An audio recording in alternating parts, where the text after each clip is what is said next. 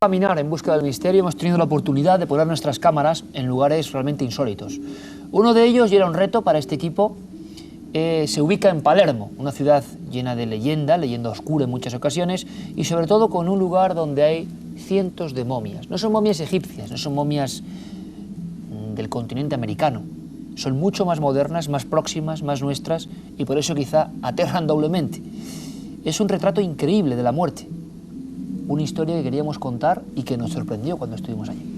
Es un museo que se encuentra bajo un templo, además está formado por muchas galerías y hay tantas momias que estas galerías están clasificadas por los oficios que tenían los personajes que allí están enterrados. Se las puede ver a ambos lados de esas inmensas galerías subterráneas, pero la que más nos llama la atención es Rosalía Lombardo, una niña pequeña de apenas 2 años de edad, que además está como si estuviera durmiendo, está metida dentro de una urna de cristal. Y su padre, gracias a que tenía un familiar taxidermista, lograron inyectarle a esta niña una especie de líquido mágico que la ha dejado en este estado que van ustedes a ver. Bueno, un reportaje de nuestro compañero Luis Álvarez, retratando esta especie de marco fúnebre, único en el mundo. Van a verlo, las catacumbas y las momias de Palermo. A 15 metros de profundidad, bajo la bulliciosa ciudad de Palermo, descansan 8000 cuerpos embalsamados, custodios de esta puerta subterránea al más allá. Una congregación de al menos 35 monjes capuchinos velan por ellos en la superficie desde hace 400 años. Colgadas en 2 alturas, reciben al visitante con las grotescas expresiones que les dejó la muerte. Algunas son plácidas, otras no. Aquí dentro, en este museo del horror, solo se respira una cosa: la muerte.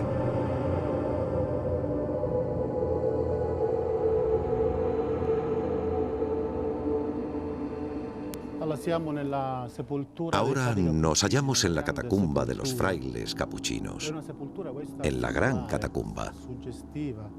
Es este un sepulcro singular, sugerente y característico, porque nos encontramos debajo de la iglesia y del convento de los frailes capuchinos. Esta catacumba encierra unos 8000 cadáveres, de los cuales los primeros fueron sepultados aquí a finales del siglo XVI, siendo el primero de ellos el de Fray Silvestro da Gubbio, un fraile capuchino que, fallecido durante un peregrinaje en Palermo, ciudad a la que había llegado procedente de Umbría, fue enterrado aquí en esta catacumba. ¿Por qué fue enterrado aquí? Pues porque los cementerios no existían aún. Los monjes, al igual que todos los pobres, se llevaban a una fosa común. Pero no era esta, la verdad, una sepultura digna. Fray Donatello tiene las llaves de la cripta del monasterio de los franciscanos de Palermo. Vive prácticamente aquí abajo desde hace 30 años. Da misa 2 veces al día y hace las veces de guía. La mayoría de estos cuerpos pertenecen al siglo XVIII, cuando la peste también diezmó a la población de Sicilia.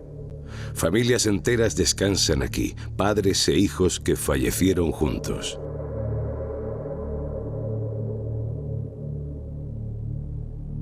Este panteón de bebés pertenece a las familias ricas de Palermo. Aquellos que podían pagarse un nicho evitaron la fosa común y así el destierro del olvido. Como este apartado dedicado a los religiosos de alto rango de la ciudad. Los familiares acudían a menudo a recordarlos y a hablar con ellos. El hedor debía ser insoportable. El secreto del buen estado de conservación de las momias se encierra en 8 criptas, como esta, que son selladas mientras la humedad y la temperatura actúan sobre el cuerpo. Precisamente en este colador se secaban, lavaban y deshidrataban los cadáveres recién llegados. Unos 7 u 8 se colocaban alrededor de esta rejilla de creta, sentados o tumbados en esta pequeña celda o colador, en esta habitación, cerrándose las puertas luego herméticamente. La toba del lugar y la temperatura posibilitarían dicha deshidratación. El cuerpo se deshidrataba, lavaba y secaba. Después, había un colador a donde iban. La máxima atracción de este circo de la muerte corresponde al cuerpo de Rosalía Lombardo, una niña palermitana que sería momificada con una técnica desconocida. Contemplarla de cerca sobrecoge el alma. Fue el último cuerpo aquí recluido. Desde 1920 no entró ningún otro. Una niña de Palermo, hija de un general de dicha ciudad, falleció a los 2 años de edad por una enfermedad desconocida por ese entonces, una enfermedad intestinal. Sus padres la trajeron aquí y la mandaron embalsamar por el doctor Solafia. El doctor Solafia ya había embalsamado al vicecónsul americano. Muy pocos lo saben, y dicha conservación fue todo un éxito en el año 1911.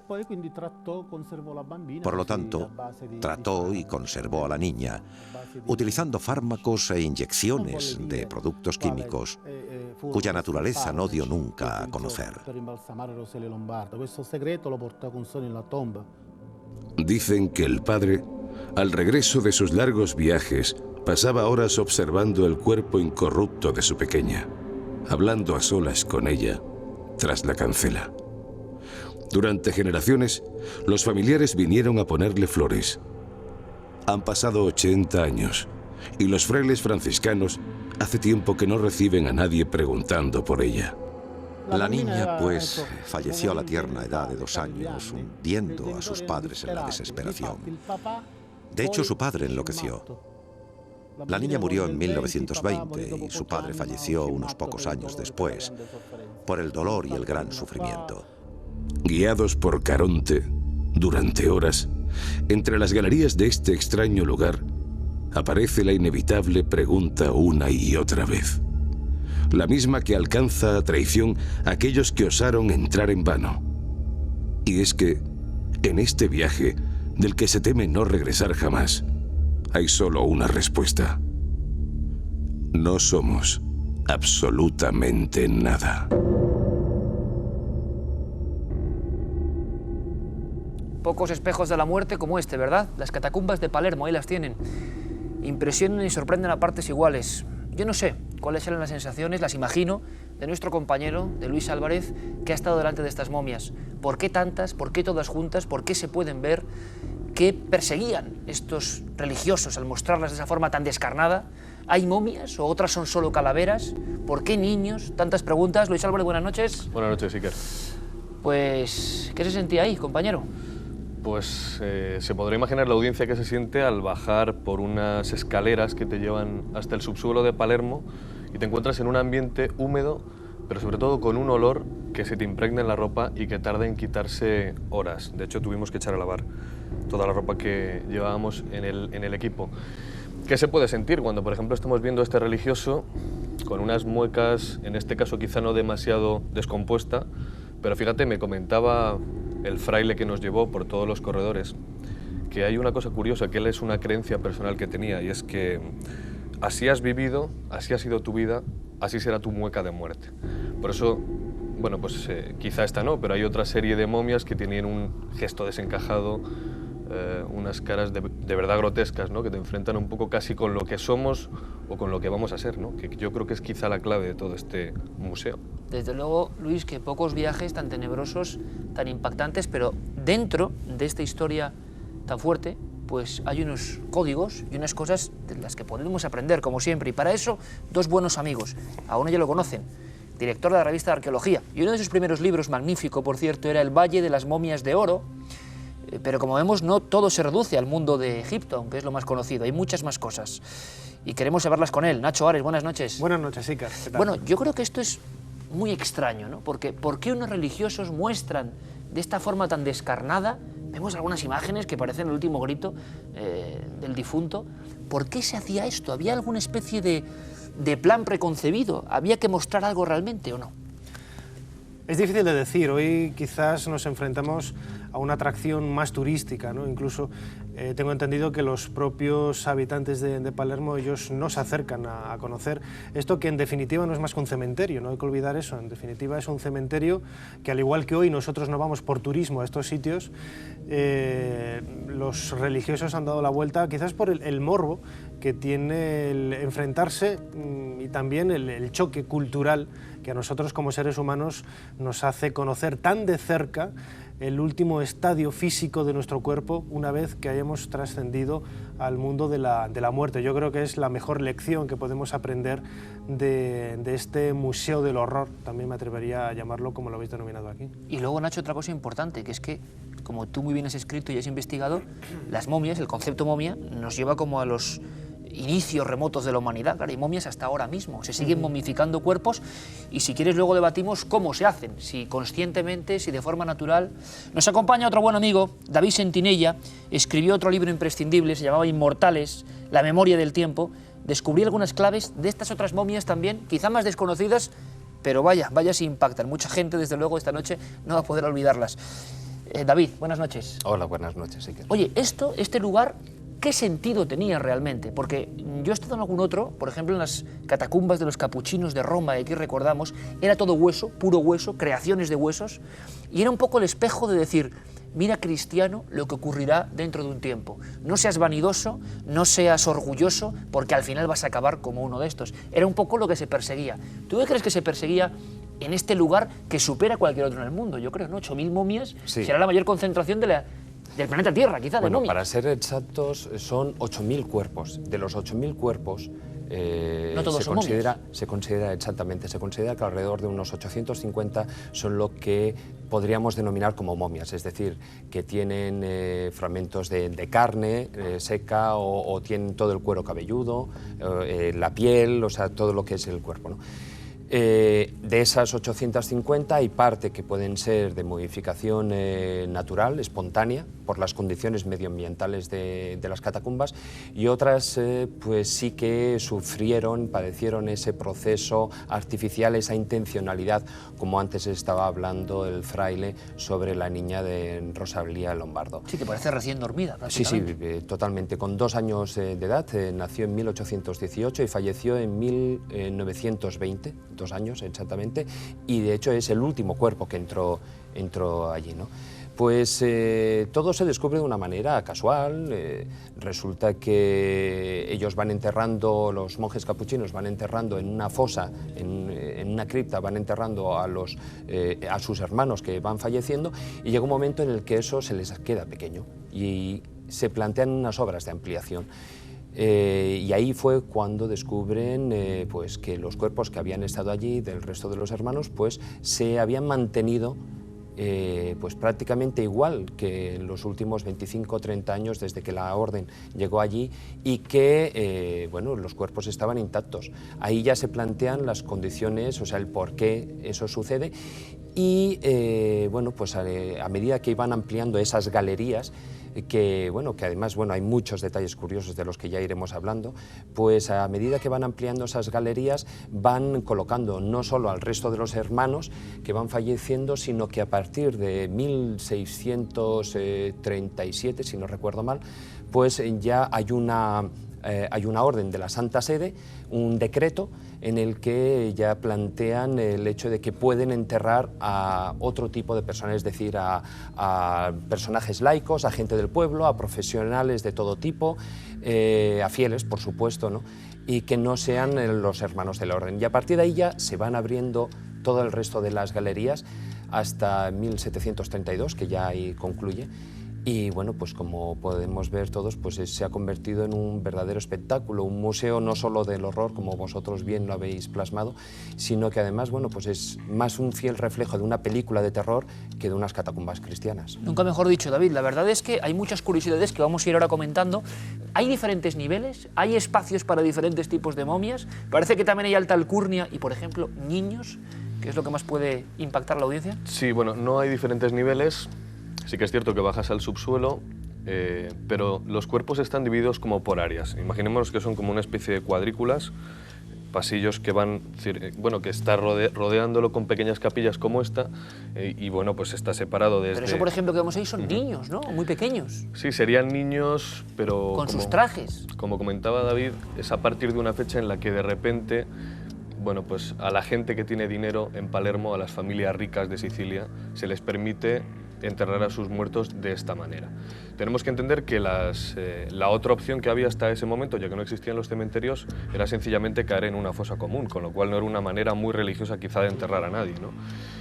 Claro, es muy chocante ver esto hoy día, porque nosotros no podemos comprenderlo, pero según nos comentaba Fray Donatello, la gente iba a rezar a sus muertos aquí, y veía a sus niños, hoy están muy deteriorados, salvo Rosalía Lombardo, que ya hablaremos un poco de esa técnica de momificación que la deja en ese estado casi permanente como de sueño, como de dormida. Y bueno, pues todos estos niños pertenecen a las familias nobles de Sicilia que decidieron, pues eso, ver a sus hijos año tras año. ¿Qué sucede? Hoy ya nadie va a verles, hoy ya nadie va a poner flores. Es cierto que ya nadie en Sicilia, ya nadie en Palermo va a ver todo esto. No sé si decir que se avergüenzan, lo dudo. Pero sí que es cierto que se ha convertido en un atractivo turístico tremendo y la gente, la verdad que sale muy impresionada de ahí. Yo le hacía la pregunta un poco a Fray Donatello, luego también lo veíamos, nosotros nos cerraron el sitio para que pudiéramos filmar, pero cuando nos íbamos ya abrieron y me quedé un rato a observar los gestos de la gente, ¿no? Es curioso, había algún español por ahí y bueno, la gente sale muy sobrecogida, alguna persona incluso llorando. Imagino que preguntándose lo mismo que nos habíamos preguntado nosotros cuando estás mirando fijamente cara a cara todas estas personas, 8.000 que están enterradas aquí, ¿no? Y es, ¿qué somos? ¿Podríamos decir, Nacho, en este punto de nuestra investigación o nuestro viaje nocturno, qué diferencia hay entre eso, unos huesos mondos y lirondos, y lo que sería momia, que es lo que perseguían los antiguos egipcios y otros pueblos, ¿no? De alguna forma, ir al más allá con el aspecto más parecido al que teníamos en la vida, ¿no? Podía haber ese tipo de creencia, había una serie de ungüentos, había una serie de procesos que hacen que el cuerpo quede distinto, evidentemente, que una simple calavera, ¿no? Hombre, de alguna forma ellos lo buscaban, ¿no? Si no, no hubieran pertrechado, me atrevería a decir, los cadáveres con las ropas que algunos de ellos seguramente utilizaron en vida. Porque eso sí que sorprende, ¿no? Que todavía tengan sus propias ropas. Es una prolongación del mantenimiento del cuerpo físico, tal y como buscaban los antiguos egipcios y otras infinidad de culturas en la antigüedad. Para ello se han utilizado métodos de los más variados, ¿no? O sea, desde la propia momificación eviscerando. En definitiva, todos los sistemas de momificación lo que buscan es eliminar la humedad del cuerpo para que éste quede lo más acartonado, seco posible. Hay que pensar que un cuerpo normal de una persona de unos 70, 80 kilos de peso, una vez momificado, queda en apenas 10 kilos, ¿no? Lo que es el peso de la osamenta. Se reduce casi al 10%. Sí, muy poco, apenas el poco cuero, pellejo que recubre los huesos. Uno de los detalles curiosos que a mí más me ha llamado la atención no solamente es la posición de los esqueletos, sino que muchos de ellos, cuando están emparentados entre sí, yo no sé si de una forma casual o de una forma buscada, lo que se ha hecho ha sido enfrentar a los cadáveres como si estuvieran todavía en ese más allá manteniendo una conversación, ¿no? Lo que hace quizás a los difuntos,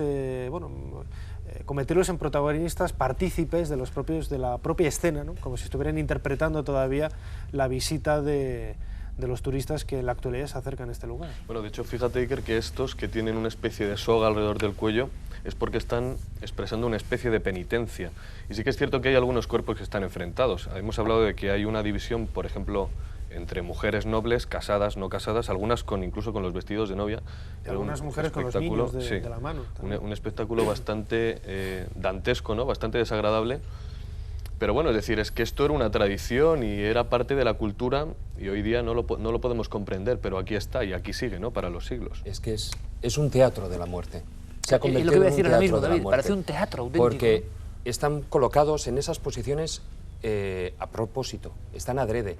Periódicamente, incluso cuando se les colocaba en sus galerías, como bien estabas apuntando, había galerías para todo, había las galerías, los sectores están divididos en galerías, entonces está la galería de hombres, de mujeres, de niños, de frailes y sacerdotes, y luego están las galerías de las profesiones, es decir, que hay las de los militares, los médicos, sí, todo está estructurado de esa manera, y vestidos como tal. Y ahí es donde yo iba a ir, porque dentro de ese teatro de la muerte que se puede contemplar en las catacumbas de Palermo, resulta que ellos eran eran colocados allí después de todo el proceso que algo ha estado esbozando el fraile durante el reportaje, pues es el lavado con agua, luego se colocaba durante 8 meses ahí en los coladeros y luego se les lavaba el cuerpo con vinagre para contribuir a que se secaran del todo. Pues dentro de toda esa maniobra para crear ese teatro de la muerte, luego eran colocados ahí con sus ropas. Y no solo eso, sino que periódicamente se les cambiaban camisas, se les cambiaban trajes, se les cambiaba calzado. Incluso durante un tiempo, yo no creo, como antes comentabas, pues que la gente de allí se hayan arrepentido de esto. Yo creo que ya están tan acostumbrados a convivir con la muerte. Palermo es una ciudad, pero tampoco no es una ciudad como Madrid, no es una ciudad tan grande. Entonces, que haya 8.000 cuerpos, yo creo que eso ha tocado muchas familias de las que están ahí en Palermo, y quien más y quien menos tiene algún familiar ahí dentro. Con lo cual, ya han convivido con la muerte y forman parte de ese teatro. Hombre, un poco lo curioso es que los familiares ya no van, ya no regresan. Una de las cosas que yo preguntaba es, efectivamente, hay familias todavía viven en Sicilia, en Palermo, que están aquí sus descendientes y sus familiares. Sin ir más lejos, Rosalía Lombardo, fijaos, está como dormida, decíamos. ¿Es la que más impresiona? Es la que más impresiona porque de verdad parece que está incluso sudando. El pelo está sobre el rostro, sobre la cara. Parece que está, quizá no recién muerta, ¿no? Pero prácticamente. ¿Y qué tecnología o qué proceso? ¿Se sabe algo de eso? ¿Qué se utilizó con esa niña en concreto? En realidad es el doctor Solafia, que en 920 momifica tanto a esta niña como a un cónsul norteamericano que había decidido expresamente quedarse allí. Y no se sabe muy bien exactamente qué es lo que hizo. Se sabe que inyectó alguna especie de sustancia química. Hemos hablado alguna vez sobre el arsénico y otra serie de sustancias, pero se llevó el secreto a la tumba. A la vista está, quizá esta no está del todo bien conservada, que es la del cónsul, pero la de la niña, la de Rosalía, de verdad que es muy impactante. Que la piel todavía está fresca, que la puedes incluso, que es flexible. Claro. Sí, y es el último cuerpo que entró. Sí, en 1920. De hecho, en los documentos de la orden viene especificado solo brevemente el que el doctor Solafia introdujo una especie de líquido a través de las venas que desconocen una composición química, lo introdujo a través de las venas y así ha quedado. Y así ha quedado el último cuerpo en entrar.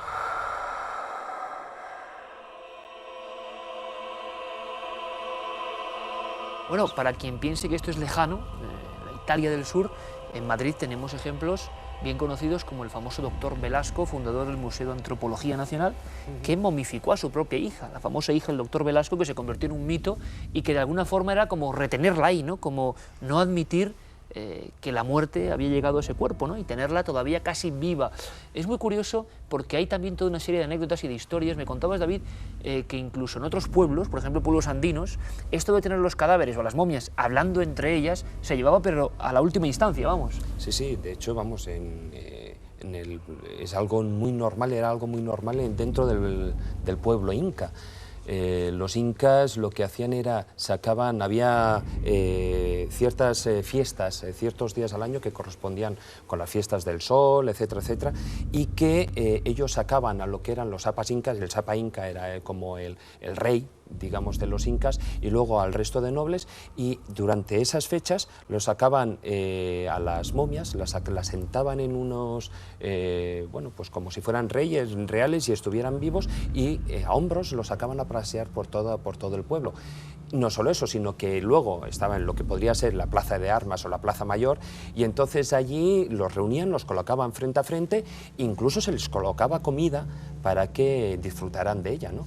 Es algo, una costumbre, bueno, pues que yo me imagino que guarda una perfecta relación con la idea de que tras la muerte y gracias a la momificación, pues se continúa la vida de una u otra manera, ¿no? Igual que también hicieron los antiguos egipcios, que pensaban, bueno, pues que el cuerpo tenía que estar conservado para cuando volviera ese Ka que viajaba al más allá, a su regreso se tenía que encontrar el cuerpo físico en buenas condiciones para poder retornar la vida. Si el cuerpo físico no estaba en buenas condiciones, era cuando sucedía la muerte total. Nacho, mucha gente se estará preguntando, ¿el pueblo egipcio es el más antiguo, el primero que empieza a momificar, el primero que empieza a idear una especie como de medicina y de religiosidad en torno a los cuerpos, o incluso hay detalles anteriores a Egipto de momificación? Hombre, hay una guerra antropológica casi, ¿no? Siempre se suele tomar la cultura egipcia como la pionera en la momificación, sobre todo porque es quien consiguió los resultados más espectaculares, ¿no? Desde las primeras dinastías ellos fueron, como antes comentaba, grosso modo, realizaron el gran descubrimiento, el importante descubrimiento de conocer que el cadáver desaparecía, se descomponía por culpa de la humedad del propio cuerpo. Ellos detectan el problema, ¿no? De que la humedad descompone por completo. A partir de un detalle bastante lógico, ellos en primer lugar lo que hacían era cubrir los cuerpos en los enterramientos más primitivos, en el cuarto milenio antes de nuestra era. Bueno, un cuarto milenio, comienzos del 3000, cuarto milenio tenía que ser. Cuarto milenio antes de nuestra era, lo que hacen es envolver los cuerpos en pieles de animales, los depositaban en el desierto y la propia acción de la arena del desierto lo que hacía era desecar, conservar de forma natural estos cuerpos. Cuando ellos empiezan a depositar los cadáveres en tumbas, donde ya no estaban, bueno, pues no se beneficiaban de la acción natural de la arena, es cuando observan que el cadáver se pudría. Y ese paso adelante, no sabemos quién fue el diseñador, no sabemos quién fue el inventor, no se sabe absolutamente nada, pero sí que es cierto que en algún momento dado descubrieron que viscerando el cadáver, sacando las vísceras, sacando absolutamente toda la humedad del cuerpo, dejándola ya, como todos sabemos, 70 días en una solución, el natrón, que es una especie de sal que se produce al norte de Egipto, en Wadi Natrun, pues ese elemento absorbía toda la humedad y quedaba un aspecto muy similar a los que vemos en las imágenes conservadas en Palermo, pero que luego en muchos casos han llegado deteriorados hasta nosotros porque se maquillaban, se utilizaban perfumes, ungüentos, aceites, etcétera, que en definitiva con ese intento de intentar prolongar o maquillar o de alguna forma alargar la vida de ese cuerpo en detrimento del mismo, ¿no? Consiguiendo en muchos casos que han llegado a nosotros momias totalmente calcinadas, carbonizadas y en muy mal estado de conservación. En España hay varias historias de momias, hemos recorrido algunas de las momias de Llerena, tantas otras que en vez de exponerse casi como en Palermo causaban realmente temor, se hablaba de torturas de la Inquisición, en fin, y se escondían, porque todo lo que tiene que ver con la muerte, de alguna forma, se sigue escondiendo. Por lo tanto, estas imágenes provocan ese doble impacto, ¿no? Primero, la iconografía, que ya están viendo y no hace falta ni poner palabras, y segundo, eso, que es la presencia de una cosa que en la cultura actual, con los valores actuales, tiene que ser completamente escondida. Por eso quizá está en catacumbas, quién sabe. Hay historias y anécdotas, ustedes recordarán un reportaje que hicimos, quizá, si son seguidores de Cuarto Milenio, en las catacumbas de París, se dice, entre 6 y 8 millones de cuerpos, que es una barbaridad, pero bueno, lo comentan allí, miles y miles y miles de calaveras, estas sí, perfectamente limpias, o por lo menos sin carne, y allí había muchas historias. Es decir, el lugar y lo tétrico de ese sitio había generado muchas historias. Yo no sé si conocéis historias de este lugar, si tiene sus anécdotas paralelas de cosas que hayan sucedido, si la acompaña una historia más o menos siniestra, porque imagino que tiene todos los condimentos, o no. Sí que hay una historia y bueno, curiosa en cuanto a que, bueno, hay que confirmar ciertas partes o como en todas estas cosas que son leyendas, pues hay que creerse las cosas hasta su justa medida.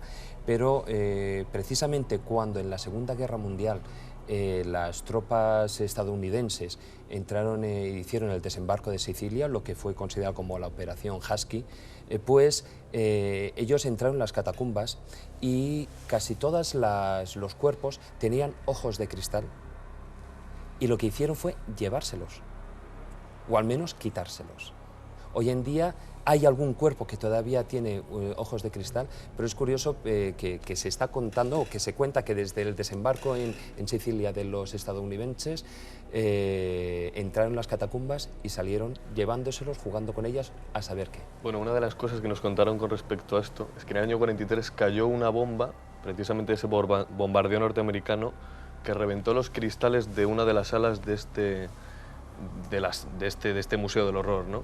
Y al parecer esos ojos desaparecieron porque del gran impacto, si bien los cuerpos absorbieron muy bien esa onda expansiva, los ojos de cristal no. Todos los cristales que recubrían esos cuerpos, sobre todo de las mujeres, se hicieron añicos, los cuerpos quedaron más o menos preservados, pero parece que los ojos también se hicieron añicos, ¿no? Eso es un poco lo que nos contaban allí. Claro, fíjate, es lo que estamos hablando, ¿no? Que las leyendas hay que tomárselas hasta cierto punto como algo real, pero luego siempre hay explicaciones variables, ¿no? Madre mía, esto ya con ojos de cristal tenía que ser impresionante. Las catacumbas de Palermo ha sido un viaje breve, pero como la imagen es lo que ustedes van a ver que inmediatamente se queda inserta en su mente, pues ya las tenemos, un poco macabras, desde luego sobrecogedoras, como decía Luis Álvarez, y la gente que opera allí, que abrió todo este museo extraño, este cementerio gigantesco, pues ya no tiene ningún miedo, porque como bien sabemos, los que hablan de la parapsicología dicen que no hay lugar más tranquilo, ¿verdad?, que un cementerio, donde nunca ocurren fenómenos extraños, porque la paz es absoluta.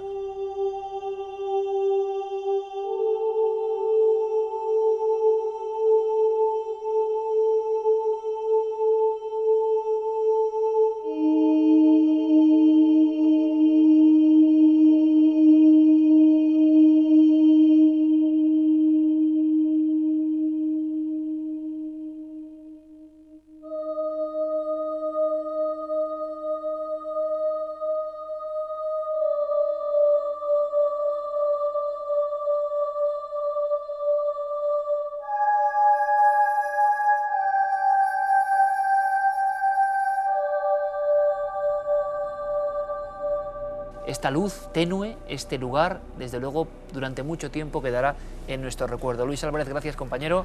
Buenas noches, gracias. Gracias, Nacho, como siempre, por tus precisiones y por enseñarnos un poco más de un culto que va hasta lo más antiguo, desde que el hombre es hombre prácticamente ha querido desafiar a la muerte. Y David, muchísimas gracias por tus apuntes sobre este lugar que desde luego levanta nuestra pasión en el buen sentido, porque por otro lado nos sobrecoge. Gracias, David. De nada.